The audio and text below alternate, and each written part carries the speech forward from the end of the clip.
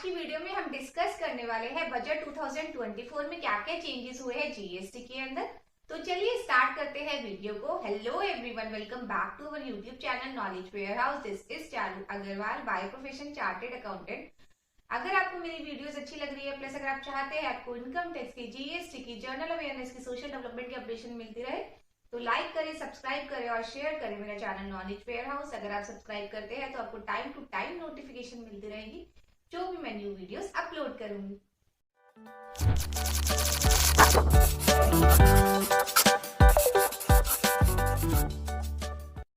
तो जो सबसे फर्स्ट चेंज है वो है amendment of section 2 in central goods and services tax act 2017। In section 2 for clause 61 the following clause shall be substituted. Input services distributor, input services distributor के change को समझने से पहले हम इसके बारे में थोड़ा कॉन्सेप्ट क्लियर कर लेते हैं विद एग्जांपल के साथ।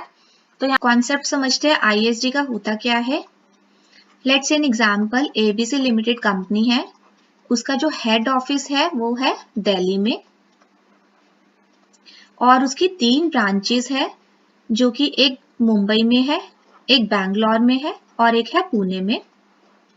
तो बहुत सारे ऐसे एक्सपेंसेस होते हैं जो कि होते पूरी कंपनी के लिए है, लेकिन जो उसकी इनवॉइसिंग होती है वो हेड ऑफिस पे होती है।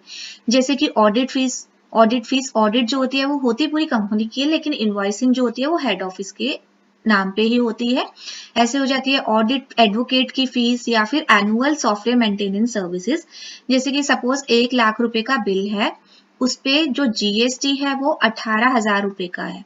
तो ये जो 18,000 रुपए का इनपुट टैक्स क्रेडिट है ये हेड ऑफिस के नाम पे होता है। तो हेड ऑफिस को क्या करना पड़ता है, इसको डिस्ट्रीब्यूट करना पड़ता है अपने ब्रांचेस में।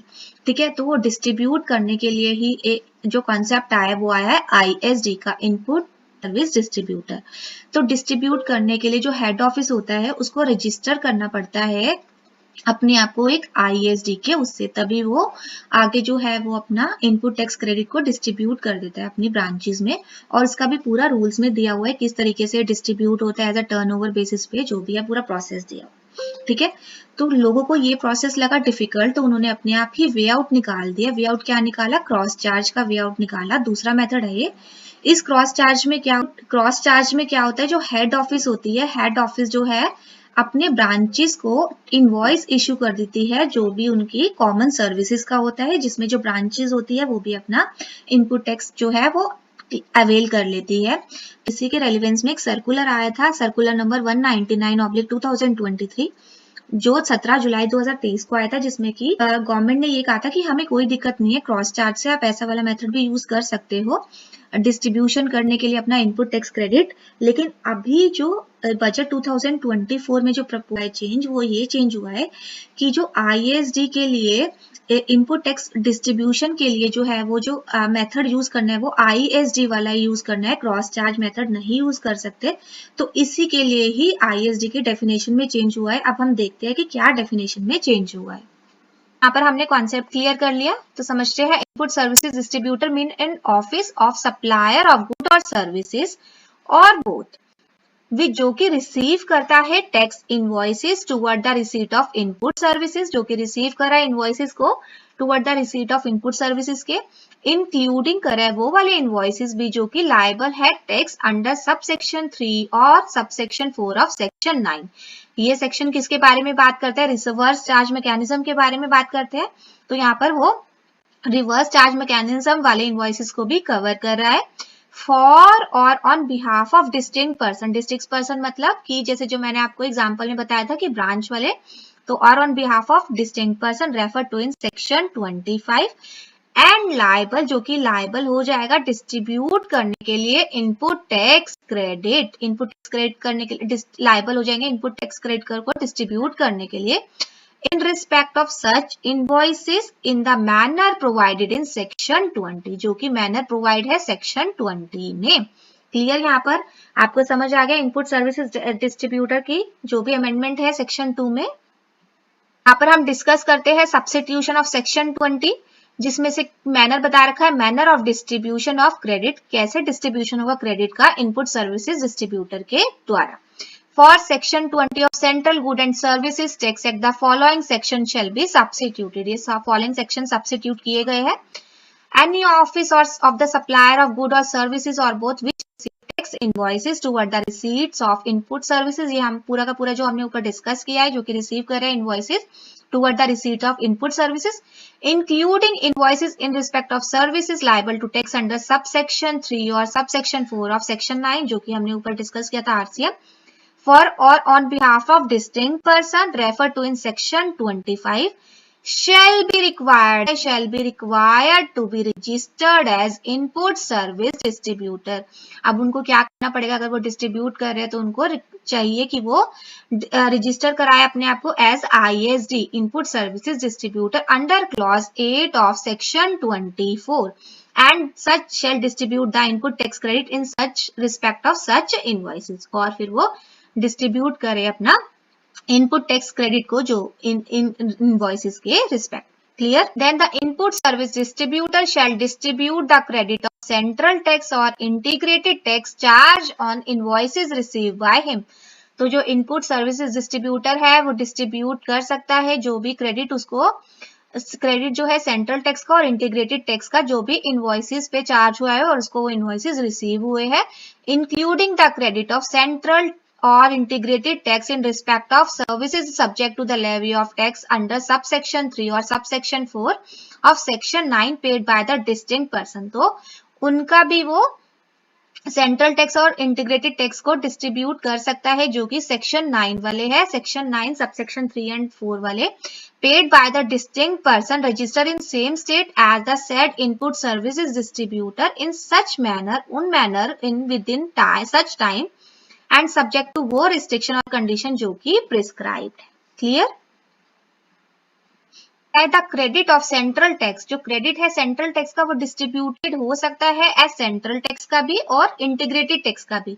जो central tax जो credit है central tax का उसको हम central tax के उससे भी distribute कर सकते हैं और integrated tax के उससे भी distribute कर सकते हैं.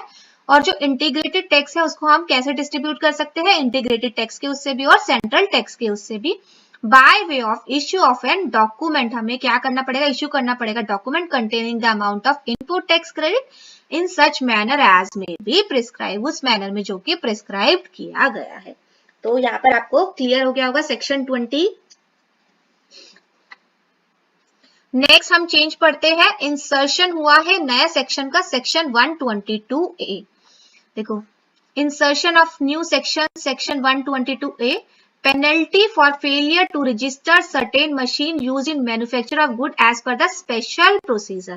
देखो, after section 122 of Central Good and Services Tax Act, the following section shall be inserted. section 122 के बाद ये section insert किया गया है जिसमें क्या लिखा है, notwithstanding anything contained in the act where any person who is engaged in manufacture of goods, कोई पर्सन अगर एंगेज है in respect of manufacturing of goods, ये जो कौन कौन से गुड्स है इसकी मैं आपको बताती हूँ कि किन गुड्स की यहाँ पर ये बात कर रहा है. तो देखो यहाँ पर पूरी की पूरी लिस्ट मेंशन है. Paan masala, unmanufacturing tobacco without lime tube bearing a brand name, manufacturing tobacco with lime tube bearing a brand name, ऐसे ही हुक्का, gutka, water pipe, smoking tobacco not bearing a brand name. ये तो देखो सारी की सारी ये लिस्ट मेंशन है जो कि स्नफ, जर्दा, प्रिपरेशन ऑन कंटेनिंग स्नफ, पान मसाला, तो ये सारी लिस्ट है. अगर आप इसकी मैन्युफैक्चरिंग कर रहे हो तो आप पे ये ऑब्लिगेशन हो जाती है कि जो भी आप मैन्युफैक्चरिंग करने के लिए यूज कर रहे हो मशीन, उसके लिए आपको मशीन की जो डिटेल है वो डालनी पड़ेगी इन फॉर्म GST SRM 1, और जो कि अभी धीरे धीरे डिटेल आप फॉर्म जो है वो पोर्टल पर आने वाले हैं. देखो अभी मैंने आपको लिस्ट दिखा दी. तो कोई अगर पर्सन है वो मैन्युफैक्चर कर रहे हैं ये सारे गुड, तो उनको क्या एक ऑब्लिगेशन दी हुई है in respect of which any special procedure relating to registration of machine, मतलब जो भी वो मशीन यूज कर रहे हैं मैन्युफैक्चरिंग करने के लिए उनको डिटेल्स जो है वो पोर्टल पर डालनी पड़ेगी. और क्या मतलब डिटेल्स क्या है, जैसे कौन सी मशीन है, क्या मॉडल नंबर है, क्या कैपेसिटी है, वो सारी अगर डिटेल्स डालनी पड़ेगी. इन केस अगर वो डिटेल्स नहीं डालते, डिटेल्स नहीं मेंशन करते, has been notified under section 148 act in contravention of the said special procedure, shall in addition to any penalty that is to be paid or payable by him under chapter 15, मतलब कि जो penalty उनको chapter 15 में देनी है उसके अलावा उनको any other provision of this chapter he be liable to penalty equal to an amount of 1 lakh rupee for every machine not so registered. तो अगर वो नहीं डिटेल डालेंगे तो उसको हर एक मशीन के 1 लाख रुपए पेनल्टी इम्पोज करनी पड़ेगी. In addition to the penalty under subsection 1, every machine not so registered shall be liable for seizure and confiscation. तो क्या है, उनकी सीजर भी हो सकती है machine, provided that such machine shall not be confiscated where, किस किस केस में वो मशीन जो है कॉन्फिस्केटेड नहीं होगी. द पेनल्टी सो इम्पोजेस पे, अगर हमने पेनल्टी पे कर दी तो नेक्स्ट क्या है, the registration for such machine is made in accordance with a special procedure with in 3 days for receipt of communication of the order of penalty. मतलब कि 3 दिन के अंदर अंदर हमने मशीन की जो डिटेल्स है वो मेंशन कर दी, जो भी हमें पेनल्टी ऑर्डर मिला था पेनल्टी का, उसके रिसीट के 3 दिन के अंदर अंदर हमने रजिस्ट्रेशन जो है वो कर दिया उस मशीन का. ठीक है, तो यहाँ पर हमने समझ लिया सेक्शन 122A में क्या चीज हम पे इम्पोज की गई. तो आज की वीडियो में इतना ही, मिलते हैं नेक्स्ट वीडियो में. अगर आपको मेरी वीडियोस अच्छी लग रही है, प्लस अगर आप चाहते हैं आपको इनकम टैक्स के, जीएसटी की, जर्नल अवेयरनेस, सोशल डेवलपमेंट की अपडेशन मिलती रहे, तो लाइक करें, सब्सक्राइब करें और शेयर करें मेरा चैनल नॉलेज वेयर हाउस. अगर आप सब्सक्राइब करते हैं तो आपको टाइम टू टाइम नोटिफिकेशन मिलती रहेगी जो भी मैं न्यू वीडियोस अपलोड करूँ. Thank you.